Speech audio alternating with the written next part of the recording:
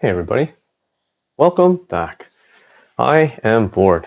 COVID made me bored, and today at the table I am playing Robotech Attack on the SDF-1, the Super Dimension Fortress 1. And this is a tower defense game with the Robotech theme. I was actually looking for I don't have a tower defense board game, and I was looking for one. And I thought initially I was looking at Castle Panic. I heard a lot of popular reviews on it. And at the end of the day, I felt it might be a little too sort of simple for me. And I thought seems like a nice gateway entry to tower defense. And there are a few others I started to look at. Besieged. The Star Trek Panic actually was the one I was actually more interested in, only because while I do like the Next Generation better, I'm okay with the original series, and it looked like a very interesting tower defense. Kind of a couple things going on. You have not only your special abilities, you're trying to fend off, Romulan warships, but you also have objectives and missions that you have to complete as well. And I thought that was really interesting, but for the life of me, couldn't find. I don't think they print it anymore, and if you try to look on eBay or anywhere else, it's incredibly expensive. I was also looking at Castle Itter, which intrigued me. Had that sort of military theme, which I don't mind, as well as an interesting tower defense mechanic where it's sort of replaying an important piece of history during the World War II. And I thought that was really interesting too, and I was actually very tempted to do that. But then I came across this one, the Robotech Attack on the SDF-1, and it's by Japanime Games. I don't have any other games by Japanime, but have been looking at their Core Connection and a few others initially. And I thought, I don't know too much about Robotech. The extent of my knowledge is Macross plus the movie. And I saw that, it's a long time ago, maybe 20 years ago, and it was on Teletoon. And I actually really enjoyed it. I know nothing about the Robotech lore, don't know anything about the series, but I think the Macross plus movie comes after the anime series and takes place after the anime series. And I liked the story. I liked obviously the animation. I liked the character development, and I liked it. So when I thought of Robotech, I thought, sure, why not? But I've never watched any of the series, and this tower defense game is based on the, I think, 30-somewhat episode run that was in the 80s. I've never watched it, so I am not a Robotech expert. I do not know the characters. All I know is that the SDF-1 is their major, I guess, vessel or ship that can transform. And in the series, you are fighting off an alien race called the Zentraedi. And I think it was kind of a war by error. Something about the SDF-1 initially being some kind of alien ship that landed on Earth or something like that, and the humans turned it into their own ship, and then the Zentraedi just so happened to be in the same area, and the SDF-1 automated defense system decided to wipe them out, and that's how the war started. Something like that, or based on Wikipedia, that's what it said. So, in any case, I got it. I got the game, and the initial reviews is it's a little bit more complicated. The rulebook is not the best, but quite honestly, I've gone through Warfighter, the 80-page universal rulebook, and if I can get through that, I feel I can get through any rulebook. And yes, the Robotech rulebook, not the best organized, kind of a little bit scattered here and there, but once you go through the different phases and then just refer back to the pieces in the book, you can piece it together. It's not too terrible. A unique thing about this particular tower defense is it is based on scenarios, and it comes with 5 scenario booklets. One's a training, and the very last one is, I think there is a special forces. And that's sort of like one-off special missions. But the other 1 to 3 scenario books sort of set the landscape for the series based on the anime series, and it takes you through the various battles that took place in the 30 episodes of the anime. And while that's all fine and dandy, there are typically some initial setup rules, some initial, I guess, rule sets and circumstances that take place. And that's fine. I haven't gone through them, actually. And to me, I'm indifferent because I actually never watched the series, so it wouldn't really, intrigue me as much. But the game mechanics are all the same between each scenario, and it's kind of like a campaign. You can earn certain upgrades and certain abilities and tech, and it carries through the scenarios, which I think is really neat. I don't think I've seen other tower defense games do that, so that's something unique about Robotech. But there is one particular mode outside of the scenario mode, which is called the Escalation Mode, and that is kind of the traditional tower defense. You are trying to survive wave and after wave after wave after wave of Zentraedi forces, and that's what I'm going to play today, because that's actually how I want to learn the game, is to go through an escalation. In the back of the rulebook, it does give you some information regarding how to set that up.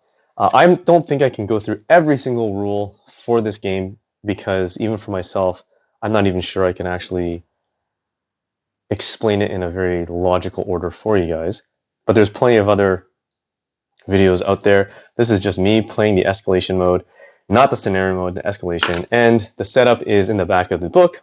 And basically you are doing almost exactly the same thing as you would for the setup for the scenarios, except you're not using the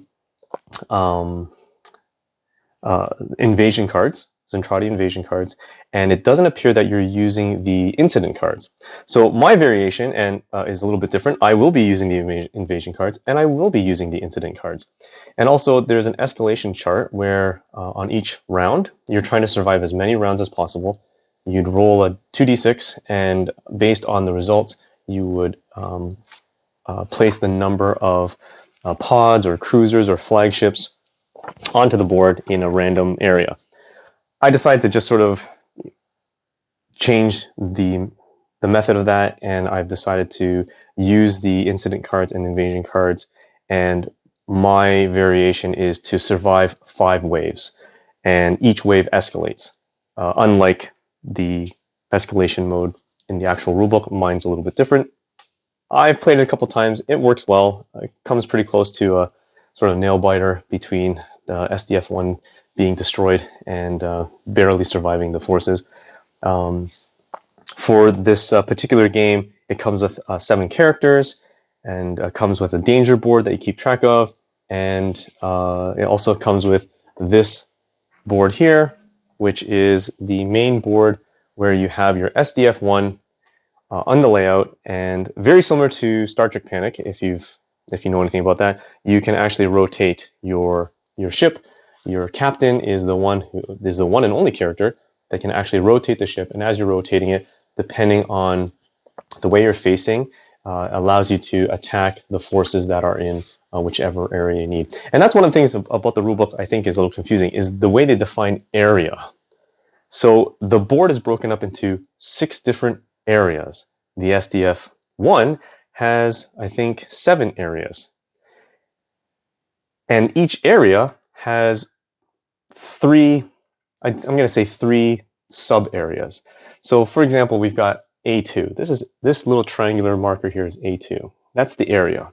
You've got the outer area, the inner area, and then you have the close area, and then, or near area, and then once you're pretty much within the SDF-1 I guess section, that's sort of where the pods or Zentraedi forces have actually done damage to the bridge. Their goal, the pods they're coming out, and that's the Zentraedi, the basic pawns. They're basically trying to enter this area of the bridge here, and if they do 1 damage to the command crew that's in there. In the SDF area, there's the launch bay, production area, forward reactor, science area, Macross City, and aft reactor, and the bridge. Those 7 SDF areas there. And each of these areas has some beam cannon or a rail gun, and there are some specific rules for that. So for example, your beam cannon can only attack pods, and it can only attack within the inner area range. The railgun can attack both the inner and outer area, but can only attack cruisers and flagships. So that's another sort of rule that you sort of have to keep in mind. And again, there's layers of rules that can make this game feel a bit more complicated. But at the end of it, there are different, I guess, abilities for each of these areas. So here you have the reflex furnace, which is found in the forward reactor, and if your character is in there as a free action once per, I guess, round, you can activate these special abilities in the different sections of the SDF-1. So this one cools 2 heat, and I'll explain that a little bit. This one allows you to draw a top card of your resource lab. This one allows you to heal 2. This one allows you to upgrade 2 of your Veritechs in the training center. And the hangar allows you to launch Veritechs. And then you have the bridge, which doesn't have any special abilities, but a lot of, well, a handful of your crew members can do the most amount of actions in the bridge area. And that's something else to note as well. The different characters in this game, they have a wide variety of actions. Unlike some other tower defense games that I've seen, it's sort of, you take 4 actions and you have maybe at most 3 or 4 different type of actions you can take. In Robotech Attack on the SDF-1, there's a lot of actions you can take, a lot of choices. You can easily run into a lot of analysis paralysis, but I like the variety. I like the options that you have, and then I'll show that when I look at some of the characters. So part of that means depending on the area that the character is in, they have actions depending on that area. So if you're in the bridge, you might have 1 or 2 actions that you can do if you're in the bridge. If you're in the launch bay, you might have 1 or 2 actions that you can do from the launch bay. There might be some actions that you can do regardless of which area you're in. One of the things I find confusing, again, about the area is I feel like when they refer to area, it's not clear because they call this whole section an area. Then they call each subsection an area. Then they call this part the SDF-1 area. So I'm going to refer to A2, A3, A4, A5, A6, and A1. I'm going to call those sectors. Okay, and then each sector has an area: the outer area, inner area, near area, and then the SDF-1 area. I think for me, when I was learning the rule set, it just made it a bit more clear as I was reading the way that these Zentraedi order cards work and the way the invasion cards work. So the next thing to that would be the danger board. I've got it off this side here, but I'll bring it up. So this is where you keep track of pretty much everything that's going on in the SDF-1. You have the 7 different areas. So 1, 2, 3, 4, 5, 6, 7. So the command crew is the bridge. It's not very clear in the rule book that that is what it represents. Then you have the other areas, and these numbers here represent, well, the primary one here is the population. And at the beginning of the game, on the normal scenario book, you set it to 7, but in the escalation mode, you set it to 8. This is the number of, I guess, points that you can use when it comes to assigning the number of actions for your heroes. And that's another interesting thing about this game is with other tower defense games, your character always has X number of actions. So if it's, Castle Itter, I think you get like 2 actions or 3 actions. And every character always has 2 actions, no matter which round. In Robotech Attack on the SDF-1, you can actually change the number of actions that your heroes will have depending how you want to allocate the resources and depending on how much damage your SDF-1 has. So the more damage your SDF-1 takes, the less actions your heroes may have. So this is what's depicted here. So for example, and I'll explain it more as I play it, for each of the SDF-1 areas, so I'll use Science Crew as an example, you have the numbers here represent structure and the available number of actions that can be given to a hero that I guess, relies on this particular section for action assignment. So for example, I believe it's, who's in science? It's the captain. So Henry Glovel, if I'm not pronouncing it wrong, I'm sorry. He gets 2 basic actions plus whatever the maximum is in the science crew. So if there's no damage to the science crew, you can potentially give him up to 8 actions with a full amount of 6. But as the science crew or the science area of the SDF-1 takes damage, you'll first start with the armor. So in this situation, there's 3 armor for the science. So that's armor.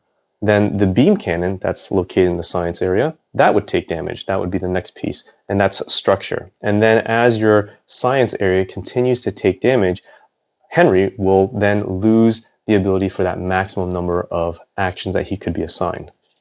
On this side is where you would allocate your actions, and you've got tokens representing your characters, and you'll notice that the sort of this little, I guess, shield on the top right indicates the number of city population you would need to use in order to allocate the number of actions to that particular hero. And I'll explain that as I go along, and it'll make more sense. When I was reading it, it was a little confusing at first because I wasn't sure where this relates to this. But in any case, on this side, you've got your maximum scenario mecha.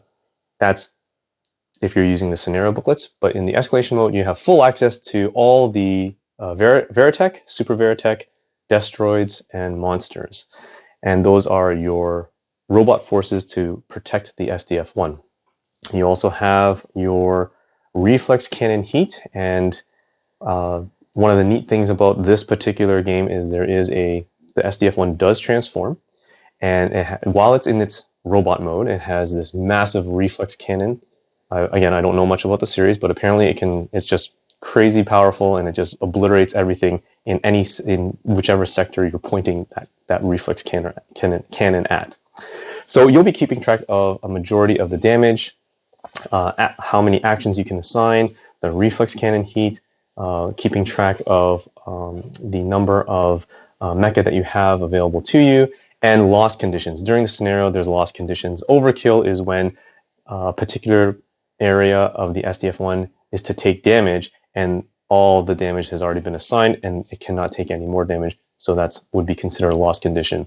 The bridge hit means that the pods have been able to penetrate the structure and get to the bridge by entering the area space, and once they do that, they explode. They basically a kamikaze mission, and then your command crew, once it gets hit, it takes a hit. So the typical loss scenario or loss conditions would be if you have X number of loss conditions here that you would be keeping track of. So for example, if it was 3 and you had 1 overkill and 2 bridge hits, you're done. You've lost the game.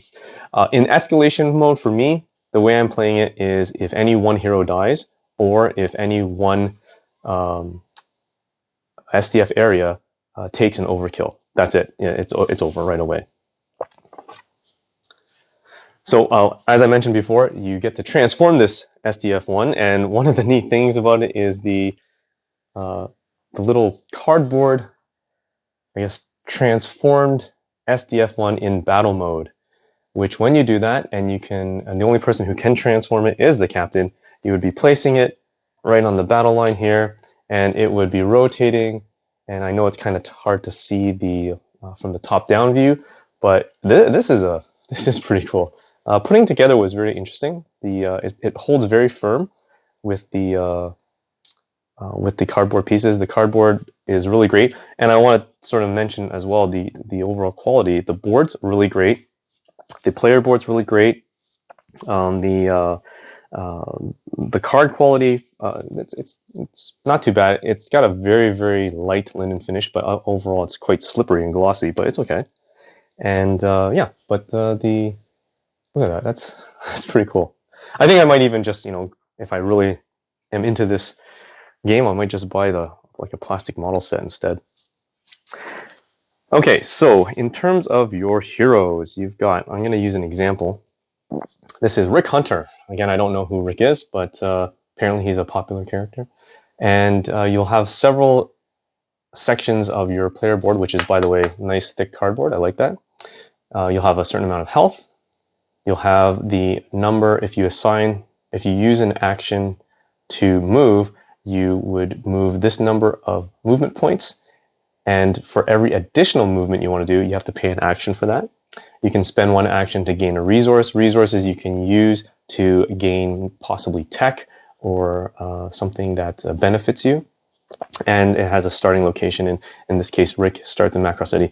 He is a stunt pilot or a fighter pilot. Unlike some of the other characters, he is actually considered to be in a Veritech or Super Veritech in any of the space areas, but he is also allowed to enter the SDF-1 areas if he needs to. He also has sort of some flavor text, and he has what's called abilities. During the game, at least during the scenario, you can earn ability markers, which is outlined by that, and you can spend those ability markers at any time to use whatever ability or special ability that the hero has. He also has his list of actions, and you'll see here that For example, in whatever area he's in, so if he's in Sector A2, outer area, and there still happens to be a Zentraedi force there, he can spend one action to inflict one damage. And you'll see that he's got a little bit of flexibility. No matter what areas he's in, he's able to spend those one action markers for any one of these. He can also spend 3 action markers to destroy a cruiser. And it also tells you his action marker pool. So all the characters or all the heroes have a base number of actions of 2 plus whatever value is, or whatever maximum value is in the SDF1 area. And in this case, it's the launch bay crew. So if we were to look at the launch bay crew over here, so launch bay crew, he could have up to a maximum of 6. So 6 plus 2 would be 8. So in total, he would have a maximum of 8 actions that he could potentially have in his action pool. Another example here I'll use is Lisa Hayes. I think she is another popular character. Again, she has her health, movement points. She can also spend one action for resources. She has her special abilities, and you'll see she has her action list. And again, if she's in the bridge, she can fire one beam cannon. If she's in a specific area, she can activate its resource center. And in these other any areas, she's able to order 2 destroids or move 2 Veritex 1 space. She can also spend 2 action markers for something special and 3 action markers for something special. And her pool is 2 actions plus whatever the maximum is in the command crew. So I'm playing with the 4 characters. No matter what your player count is, this is for 1 to 4 players, you'll always have 4 heroes. So if you're playing solo, like I am, you'll be controlling 4 heroes. And if you're with 2 players, you'll each control 2, and so forth. The other character I have is the captain. So you'll see he has this very similar. And he's the only one that can actually move the SDF1. He can rotate it by spending his move points.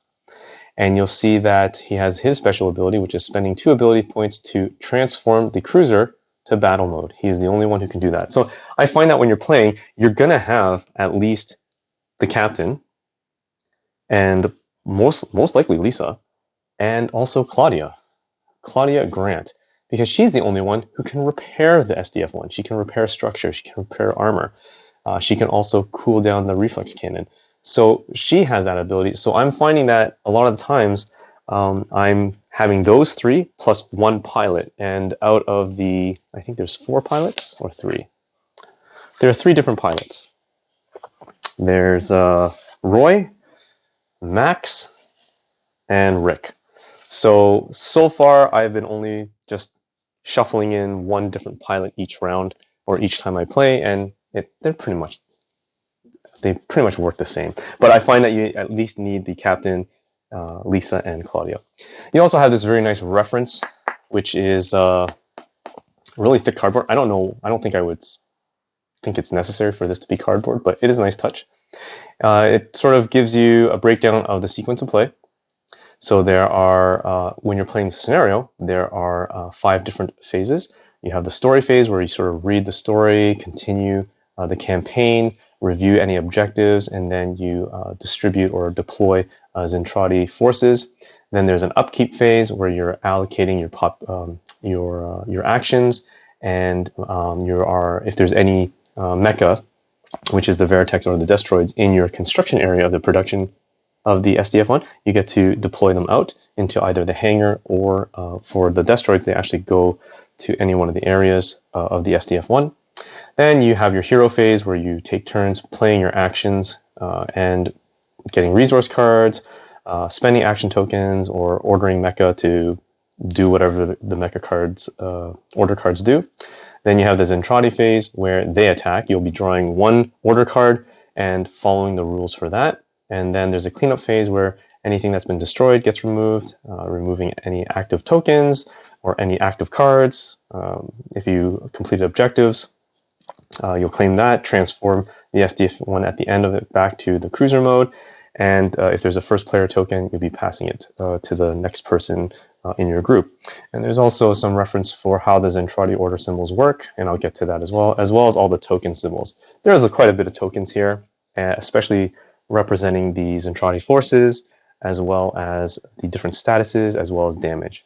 So I'm going to quickly go through some of the cards that it comes with. You have your mecha order cards. So during your phase, the hero phase, if you decide to order a mecha, you'll draw one card for each mecha that you want to order or that you're allowed to order. Most of the time it's one or two. So I'd spend an action, I want to order a mecha, I draw a card. And depending on the kind of mecha you're ordering, so it's either a Veritech or a Destroid, and Destroids are both monster and regular Destroids, and Veritechs are Veritechs and Super Veritechs, you would be choosing one of these options. So for example, for a Veritech, you can either move 1 and attack for 2, or move 6 and attack for 0. If you're a Super Veritech, you get to do both of those. As a Destroid or monster, you get to choose one or the other. If you have, there's something called a Scout, which I actually haven't even deployed yet during any of my games, but you can use this text to maneuver or command your Scout if you have one out there. The other part is the resource cards.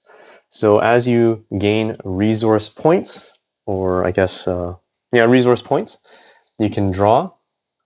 So for example, if you spend 3 resource points, you can draw 2 cards from your resource and you keep 1. So as an example, this one is an event. That doesn't seem to be nice. The SDF-1 takes 1 point of damage and inflict 4 damage to enemy vessels in any combination. So some of these are event or something that's ongoing for the round, or some kind of tech that upgrades your ship. And then you have incidents cards. Depending on the scenario, you would draw an incident card, and it could be good or bad. So in this case, this one, move all pods from one inner or SDF area to an outer area. If there are no pods on the board, draw again. So you'll be drawing this depending on the scenario, but in my escalation variation, I will be drawing 1 per round. You've got the Zentraedi Invasion card, and during the scenario, you would draw, it would tell you the number of cards you need to draw for invasion. You would do the text at the top, and then you would deploy the number of Zentraedi vessels on the areas below. So in my escalation variation here, I'm ignoring the text at the top. I'm only concerned about the Zentraedi forces that are deployed in whichever areas it shows here. So you'll see here, I don't know if you can tell, you'll see it has a 1 cruiser in sector A4, plus 4 pods in sector A2. It's important to note that one of them says plus, the other one just says the number.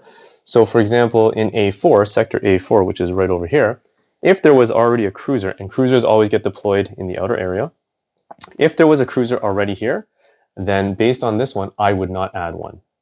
Because it says there should be 1 cruiser in A4, and if there's already one there, then you can ignore it. But if there isn't one there, you would put one in. If there's a plus beside it, then regardless of what's already in that area, you'd be adding it anyways. So for example, if it said plus 1 cruiser in A4, and there was a cruiser already there, I would add one, and now I have 2.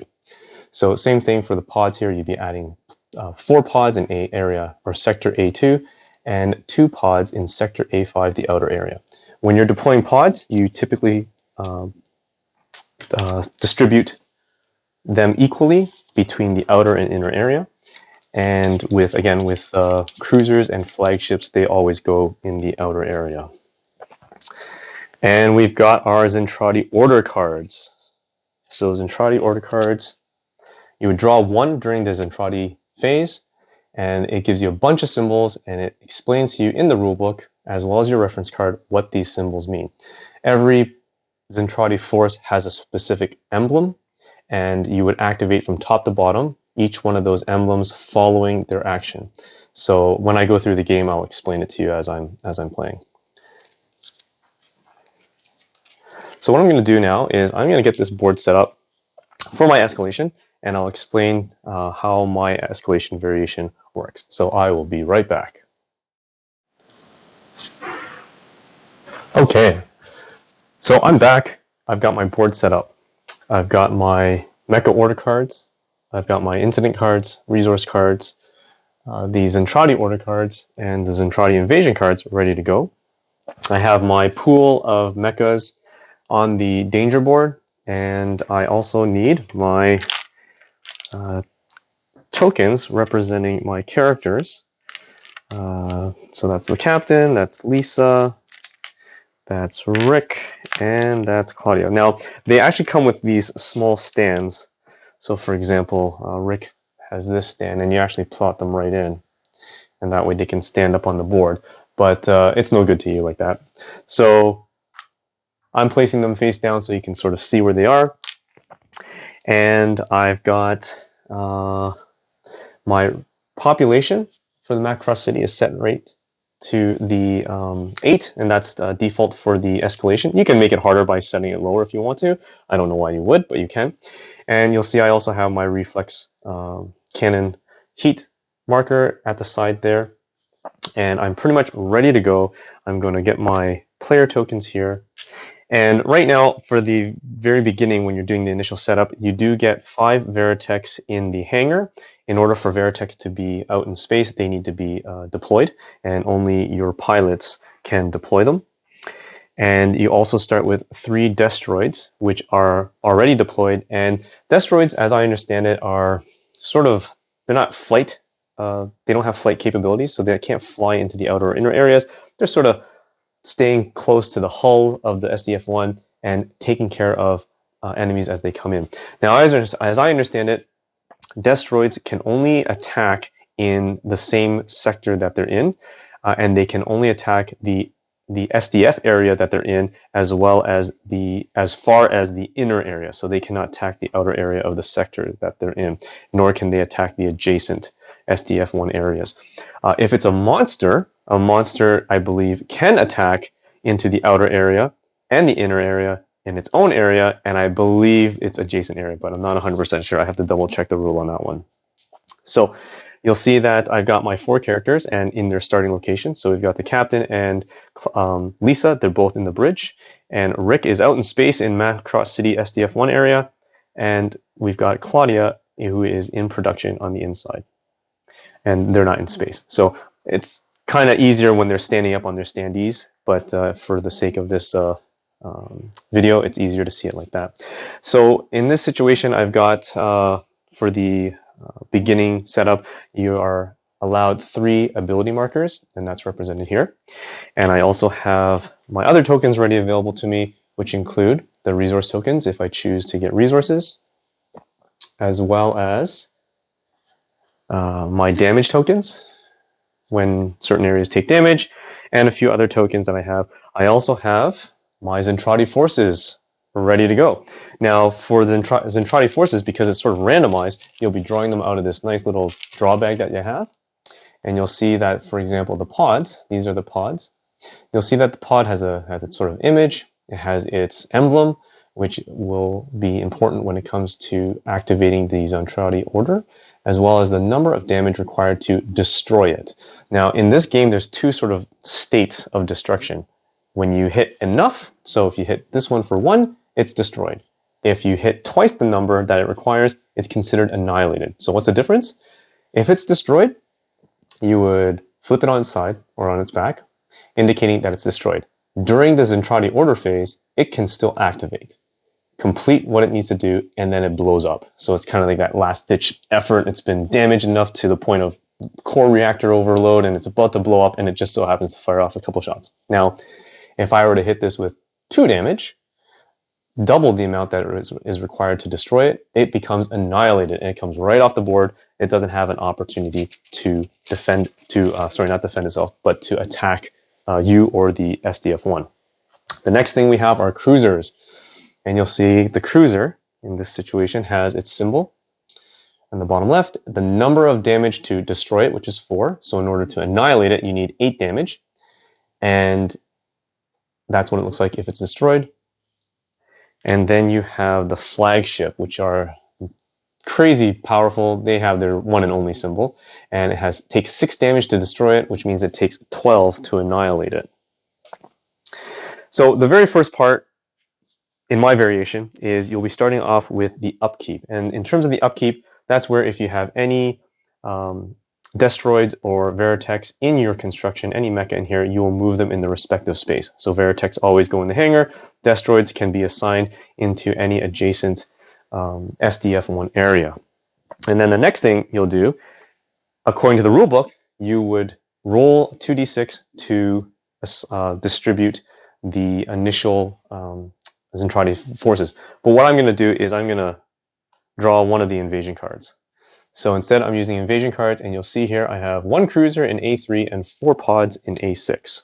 So I've got a cruiser, which I'll draw randomly from the pile that I have in A6, and it always starts in the outer area, which is right there. And I'm going to draw 4 pods, sorry, that's A3. A3 over here. And 4 pods, random from my bag of goodies here, in A6. So it always starts from the outer to the inner. There we go. So these 4 pods are out here.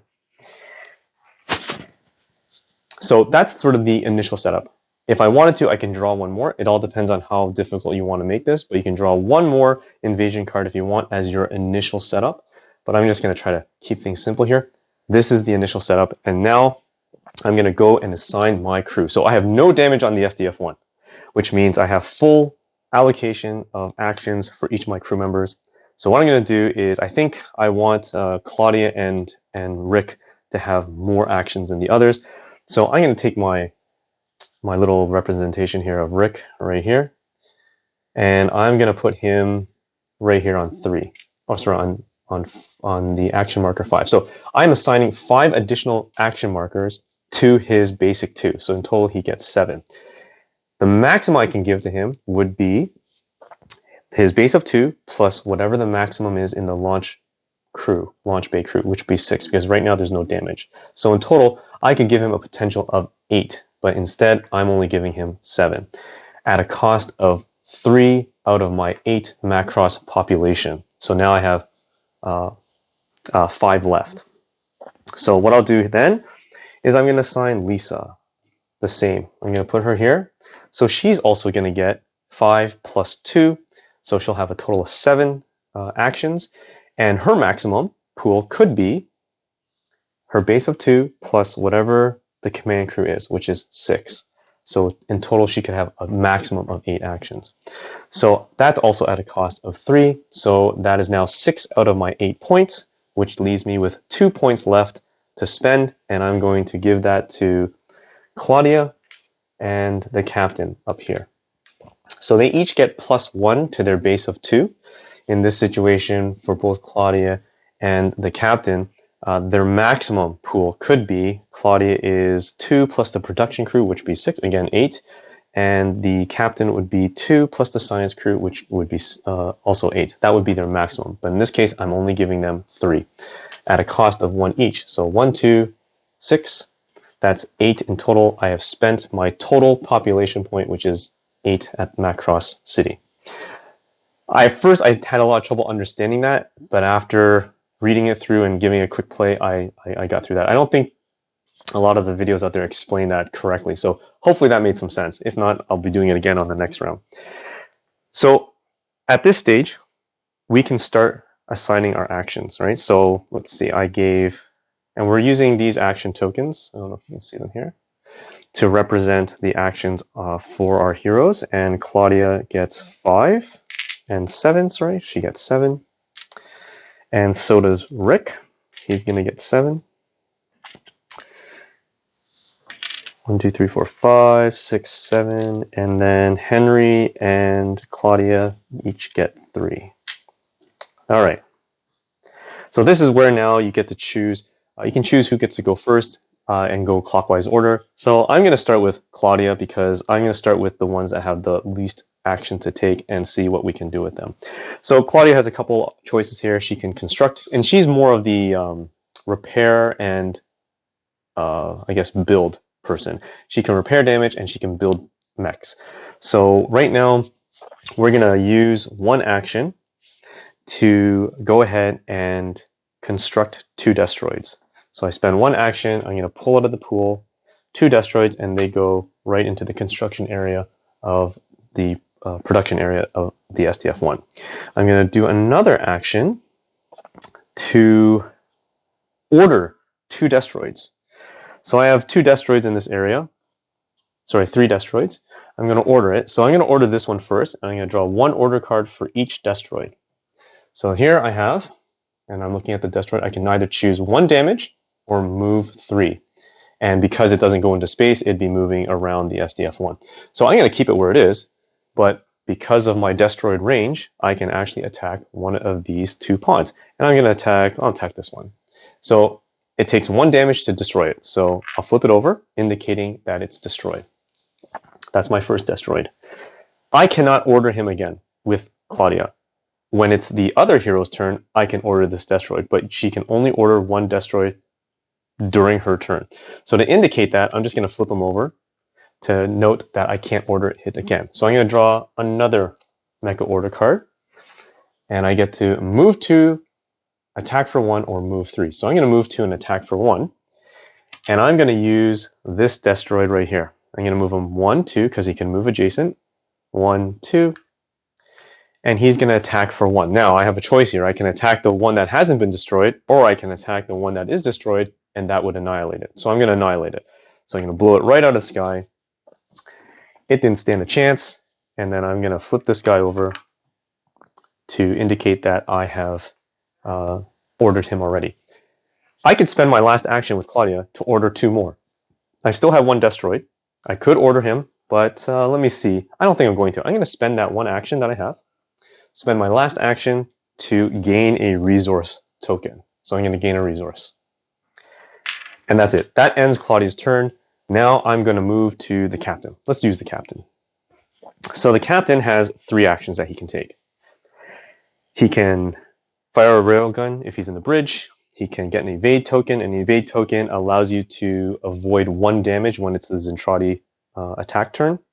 You can heal 1 hero damage in, I guess, from any area that he's in. And you can order 2 destroyeds and order 1 Veritech. We don't have any Veritechs deployed. Or he can spend all 3 to gain research tokens. Let's just do that. I'm going to spend all 3 to gain... Sorry, I'm going to spend 2. I'm going to spend 2. It's 2 action markers to gain 3 research tokens. So I'm going to do that. So 2 action tokens. I'm going to gain 3 research tokens, which gives me a total of 4. And any time you can spend these resource tokens. You spend 3 resource tokens to draw 2 resource cards and keep 1.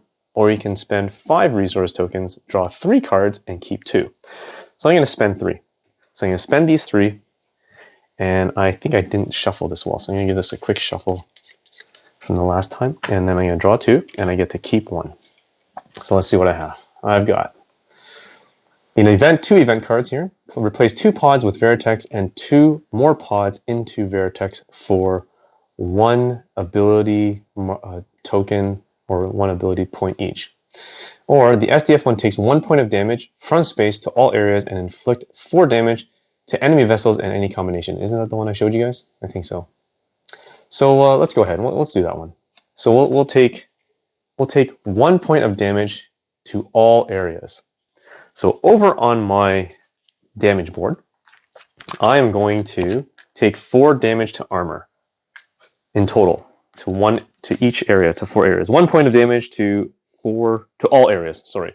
1, 2, 3, 4, 5, 6.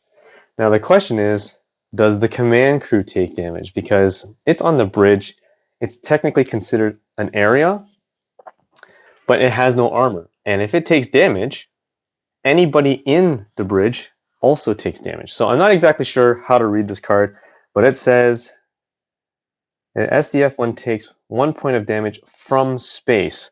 So I'm assuming it's anything that is exposed to space and the bridge is not. So I'm just going to go ahead and assume no. But anytime the bridge takes damage, anybody in the bridge, and that goes with any SDF-1 area, if you're in there, you take one hit to the character as well. And then I get to inflict 4 damage to enemy vessels in any combination. So I'm going to go ahead and just inflict damage to all these guys. 1, 2, 3, and I will give 1 damage to the cruiser at the top here. So there you go. So these are all destroyed, but they still get to activate if that so happens. I forgot to note that it's Henry's turn, so I actually can flip these over to indicate that he can command them. And let's just do that. His last action that he has out of his 3, he's going to order 2 destroids, and we'll order these 2. We'll start with this one. We'll draw a order card, and we can move 1. So I'm going to move this one over here. That's my order card. So I'm going to flip this over to say I can't order it again. He gets to draw one more. And again, move another one. So I'm going to ignore that. I don't want to move any of them. So that was kind of a waste, but we will say that he can no longer be commanded. And that ends Henry's turn. Now we're going to go to, let's go with Claudia. Yeah, let's start with Claudia. So we gain these ones back to be able to use. And I think as her first order of action, she can, as she's in the bridge, she is able to fire one beam cannon. I have a beam cannon here. It has a range of the inner area, and so I'll spend one action to actually annihilate this pod. So this pod is gone. Unfortunately, she cannot target these two with her beam cannon because it's out of range. So that's unfortunate. So what we'll do instead is we will, let's move. So we're going to move Claudia into the training area. So she has a total of 3 movement points. Now, you can move, like one movement, spend another action to do something else, and then continue moving if you still have movement points left. So you do have to keep track of your movement points. So I'm going to move her to the training center. And during each round, you're allowed to activate one SDF1 area special ability once, and that's it. Claudia has a special ability where she can activate one resource by spending an action, but she can't activate the same ability again. So if she activates Training Center, she can't activate it again, even though she has the ability to activate another resource ability, or SDF1 area ability. So we're just going to do this one for free. So Training Center, and this one allows me to upgrade 2 of my mechs to the next level. So I'm going to upgrade these 2 destroids. So I'm going to put them back into the pool here, and I'm going to grab the monster. And you can see the monster looks a little bit meaner. The Veritechs and mechs here, destroids, they each take 1 hit to destroy. So that's it. I've done that. And I still have 2 more movement points, in which case I can, but I'm just going to actually grab this token. There's a token here which is used and just lets me know that I have used this particular ability already at this location in the after reactor. And I'm going to move her again. She has 2 movement points. I'll just move her back into the bridge. I want her back in the bridge. So there she is. So I'm not going to move her again, so that's not important. I am going to spend one I'm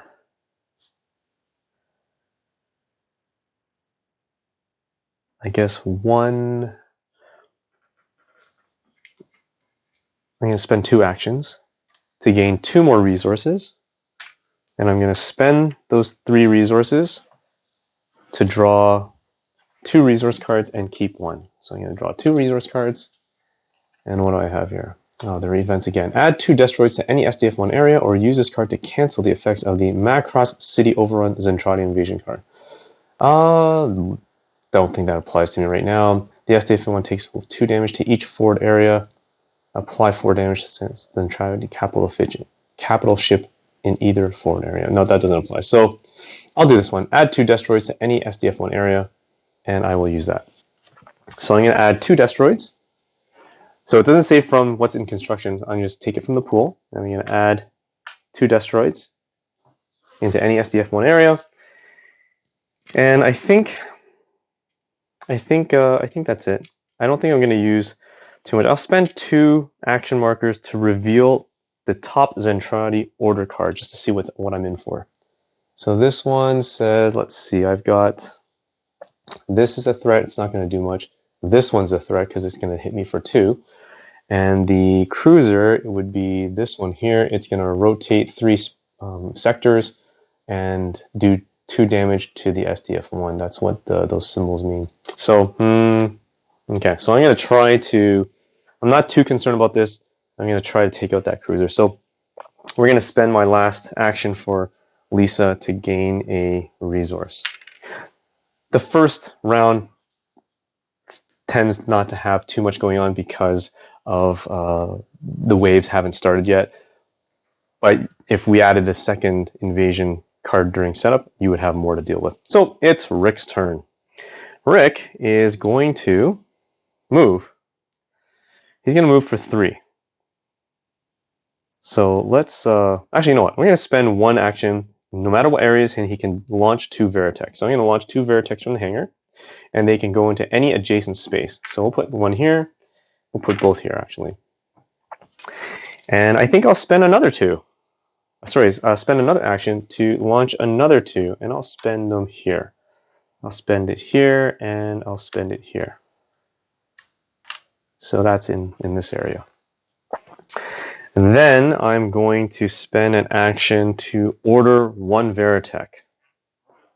So I'm going to choose this Veritech up here. I'm going to draw an order card, and I'm going to look at the top. I get to choose 1. So I can move 2 spaces and attack for 1, or move 4 spaces and attack for nothing. So I'm going to move 2 spaces. So I'm only going to move 1, and I'm going to attack this cruiser for 1 damage. Once I've done that, I'm going to flip this over to indicate that I have ordered that one. I'm going to spend another action to order another Veritech. And let's see what we do. It's don't move and attack for 1, or move 2. So that's not really great for me, but I will have this one move 2. I'll move this one too. 1, 2. I'll move him up there. And I've ordered him. I could continue doing this and order whichever Veritechs I have left. And but I think what I'll do instead is I will... oh, I should have destroyed the 1 cruiser. Oh well. So I'm going to spend 1 action to move. I'm going to move Rick 3 spaces. 3 spaces from here, right? 1, 2, and 3. So he's up in arms with these 2 guys. And as my last 2 actions, I can inflict 1 damage in the area that I'm in. And again, it's this area, Sector A6, outer area. I'm inflicting 1 damage to each of them. They've already been hit once, which means that they get annihilated from my attack. And that is it. That ends the hero phase. Now we're going to move into the Zentraedi order phase. So we're going to draw that top Zentraedi card that we found, or that we revealed. So first of all, any pods. We have no pods left because we took them all out. So we're going to skip all that, and we're going to go straight to the cruiser. Now the cruiser has sort of that X symbol, and we're going to be looking at that. So this means it rotates counterclockwise 3 sectors, or 3 areas, which would lead him into these different sectors. And then he's going to do damage for 2. It's considered what's called barrage. Or barrage. I don't know how to say it. Barrage. A capital ship inflicts damage to the SDF-1. So regardless the fact that it's in the outer area, it's going to attack the area of the SDF-1 that it lands in. So first of all, it's going to move 3 counterclockwise. 1, so A4 outer area. 2, A5 outer area. And 3, it is in the A6 outer area. And it is going to do 2 damage to the area of the SDF-1 in this sector, A6, which is Science. So Science is going to take 2 hits. Now, Science has already taken a hit from the last, I think, resource card I drew. And I actually forgot to do something. I forgot to draw an incident card, which I'm going to get to. So the Science is going to take 2 hits. So 2 hits, it is now out of armor. And just before I continue, right after I had deployed the initial Zentraedi Invasion card, I should have drawn an incident card. That's part of my variation. And in this case, it would be move all pods from one inner or SDF-1 area to an outer area. If there are no pods on the board, draw again. So that's fine. They would have moved to the outer area, so the 2 that were here would have moved out. So not too much to worry about that I missed. I'll flip these guys over. So that ends the Zentraedi order phase, and now it's the cleanup. So in the cleanup would be if any pods were destroyed or any mechs were destroyed, you would remove them from the board. Any cruisers that may have been destroyed, you remove them from the board. Any used tokens or active cards, you would remove them from the board because they're done. They're only done for that 1 round. And now we would move into the next round. So the next round, you go through the upkeep. The upkeep is anybody in construction gets to move out. So we're going to move this Destroid over here, and actually we'll move this destroid, we'll move them both here. So they're out. If I had a Veritech constructed, I would move it into the hangar. But as of right now, that's it. In my variation using the invasion cards, I would draw the number of invasion cards equal to one less than the round that I'm on. So during round 1, which was the round I just completed, I didn't draw an invasion card. In this round, I draw 1. And in the 3rd round, I will draw 2. In the 4th round, I will draw 3. And in the 5th round, I will draw 4. Now I could easily shift that to make it 1 for 1. So round 1, I draw 1, including what I did for the setup. Round 2, I draw 2. Round 3, I draw 3. Round 4, I draw 4. And round 5, I draw 5. So there's a way to escalate or sort of build that up to make it more difficult. But that is how I do escalation. Each round escalates the number of Zentraedi forces that come out, rather than just one card at a time. And the same with the original rulebook. You're just rolling 2 d6s each time once, and whatever you land on is the deployment of the forces. And for the most part, they do scale quite well in terms of the higher your roll, the more forces that come out. But I find this to be a bit more interesting. So I'm going to draw now 1 card from my invasion card, and I'm adding 1 cruiser to A6 and 4 pods to A4. So you'll notice that I already have a cruiser in A6. So I get a break here.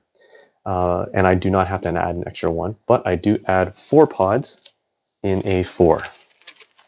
So a sector A4, 1, 2, 3, and 4. Okay. So these ones are here, ready to go. And now I can assign my actions. So taking a look at the danger board here, the SDF1 danger board, I would take these ones back and I can reassign. I need to do a little bit of damage control, so I do want Claudia to have a bit more action. So I'm going to put her here and give her 7 actions at a cost of 3. Remember that for Claudia, she is the only one who can actually repair the SDF1. So I do want to give her more actions than the others. I think given the scope of the forces out there, I think the next thing I will do is probably give Lisa and the captain, what would that be? That'd be 5, 6, 7, right? 6, 7. Each of them would have 5 actions, and I'll give Rick 3. So we'd be assigning the actions. Rick would have 3 actions. Claudia would have Claudia and the captain would have 5 each, and Lisa and the captain would have 5 each, and Claudia would have 7, because I want her to start mitigating some of the damage that's out there, and hopefully also do maybe an upgrade for the current mechs that are out there. So that's one of the things I want to point out, which is neat about this, is that with Robotech Attack on the SDF1, I have a different allocation of actions, so you can focus on what you feel is important. So if I had taken a significant amount of damage to the SDF1, I could give Claudia actually even more actions. I can give her a total of 8, because she's still fine with her, I believe, production crew. She can still have a maximum of 8 actions, but I'm giving her right now 7, and then she can help mitigate some of the damage that the SDF1 has taken to help get through these waves. So once I've done that, I'll assign the action pool. So Rick is going to get 3, the captain and Lisa each get 5, and Claudia, of course, gets 7 in total, and she will definitely be using that to help mitigate some of the damage that's been taken.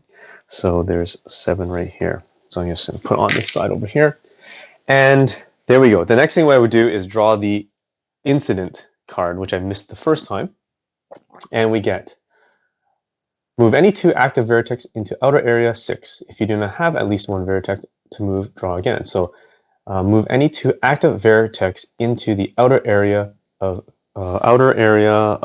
sector A6. So I'll move this one and this one.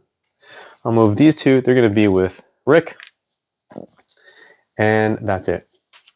So that is the incident. Not a negative, not a positive, sort of neutral, but at least it puts me in firing range of the cruiser that's out there that tends to do a lot of damage. And once I've done that, I'm ready to continue with assigning actions. In this case, I definitely want to focus on repairing some of the armor. For Claudia, she is able to repair 3 armor in the area that she's in. So right now, the science area needs the most repair. So she could easily move into the science area and then repair. So hopefully we can get Claudia to repair all the damage to the SDF-1 so that we're not in a dire situation. And with the captain and Lisa, I can probably utilize both the beam cannons and the rail guns to help mitigate the cruiser as well as the pods that are in this area, and anything left over I think maybe Rick can take care of, or at least order the Veritex. So I would begin that, and then once I've completed this round, the next round would follow the exact same pattern, except I'd be drawing 2 invasion cards to deploy because it's round 3. I'm doing 1 in terms of the number of cards for deployment. I'm doing 1 less than the round number, and I would normally go through the full playthrough, but I'm trying to keep it under in terms of my video length. I don't want to drag it on too far. Hopefully this has given you a great idea in terms of how this, or at least my variation of escalation mode, works for Robotech Attack on the SDF-1.